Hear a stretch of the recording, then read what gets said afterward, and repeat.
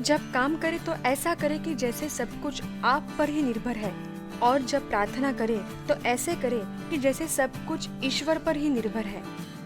दोस्तों, आज हम भारत के अग्रगण्य उद्योगपति की गाथा सुनेंगे, जिनका नाम औद्योगिक बुनियाद रखने वाले उद्योगपतियों में लिया जाता है। इंजीनियरिंग, वायुयान, अस्पताल और अन्य उद्योगों के विकास में इन्होंने महत्वपूर्ण भूमिका निभाई। साथ ही देश की पहली वाणिज्यिक विमान सेवा टाटा एयरलाइंस की शुरुआत की, जिनका नाम है JRD टाटा। JRD टाटा जी का जन्म 29 जुलाई 1904 को पेरिस, फ्रांस में हुआ था। इनका पूरा नाम जमशेदजी रतनजी टाटा था। इनके पिता रतन जी देश के प्रमुख उद्योगपतियों में से एक थे। इनकी मां का नाम सुजेन ब्रियरे, वे फ्रेंच महिला थी, इसीलिए इनका ज्यादातर बचपन फ्रांस में ही बीता। JRD टाटा जी ने जॉन केनन स्कूल से अपनी प्रारंभिक शिक्षा ग्रहण की और कैम्ब्रिज विश्वविद्यालय से इंजीनियरिंग की पढ़ाई की। JRD टाटा जी के पिताजी रतन टाटा जी टाटा ग्रुप के फाउंडर थे। JRD टाटा जी 1925 में भारत लौटे और बतौर अप्रेंटिस काम करने लगे।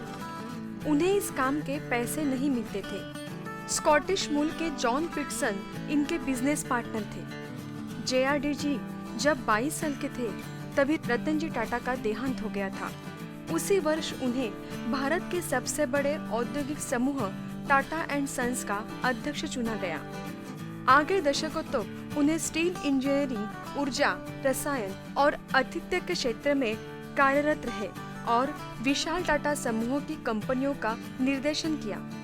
वह अपने व्यापारिक क्षेत्र में सफलता और उच्च नैतिक मानकों के लिए बहुत प्रसिद्ध थे।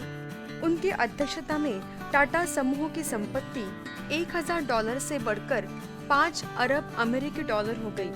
उन्होंने अपने नेतृत्व में 14 उद्यमों के साथ शुरुआत की थी, जो 26 जुलाई 1988 को जब उन्होंने पद छोड़ा 95 उद्यमों का विशाल समूह बन गया था।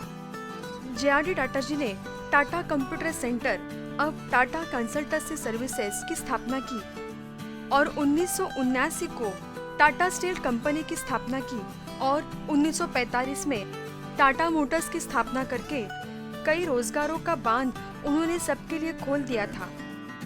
साथ ही उन्होंने 1948 में भारत की पहली अंतर्राष्ट्रीय एयरलाइंस के रूप में एयर इंडिया इंटरनेशनल का शुभारंभ किया और आगे 1953 में भारत सरकार ने उन्हें एयर इंडिया का अध्यक्ष और इंडियन एयरलाइंस के बोर्ड का निर्देशक नियुक्त किया। वे इस पद पर 25 साल तक बने रहे। साथ ही उन्होंने सामाजिक विज्ञान संस्था TISS और टाटा मेमोरियल सेंटर, एशिया का पहला कैंसर अस्पताल का निर्माण किया। इस सब के अलावा प्रदर्शन कला के लिए राष्ट्रीय केंद्र का भी निर्माण किया। 1945 में इन्होंने टेल्को की शुरुआत की, जो मूलतः इंजीनियरिंग और लोकोमोटिव के लिए थी। JRD टाटा जी ने अपने कंपनी के कर्मचारियों के हित के लिए कई नीतियां अपनाई।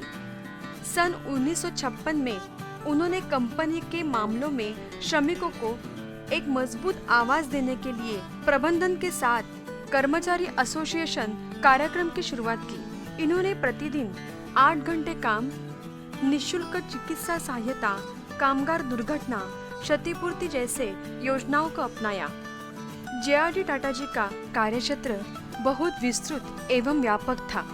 उनका व्यक्तित्व बहुआयामी और प्रभावशाली था। अपने जीवन काल में उन्होंने विपुल धनराशि अर्जित की, लेकिन इसका प्रयोग उन्होंने हमेशा ही लोगों के हित में किया है। टाटा उद्योग समूह ने उनके नेतृत्व में जितने उद्योगों की स्थापना की, उनके बदौलत आज लाखों लोगों को रोजगार मिल रहा है।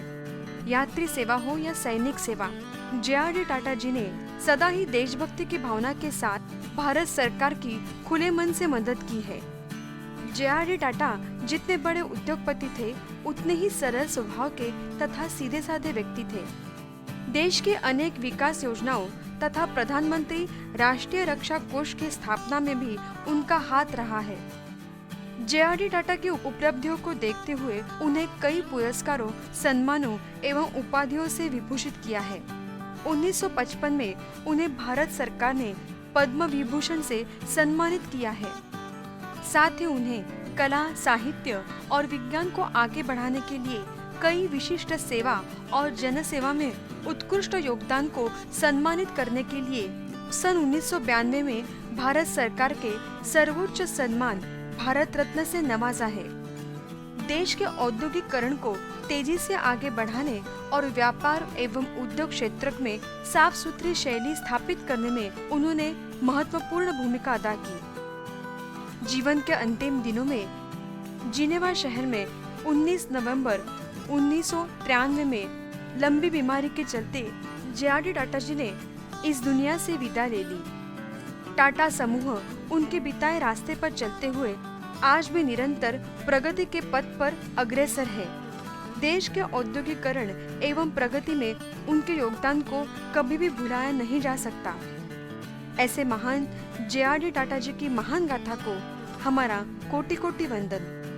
दोस्तों, ऐसे ही महान गाथाएं सुनने के लिए गाथा चैनल को सब्सक्राइब करें और नोटिफिकेशन बेल पर क्लिक करके ऑल पे क्लिक करना ना भूलें। दोस्तों, साथ ही अपना मत कमेंट द्वारे हमें जरूर सूचित कीजिए। धन्यवाद।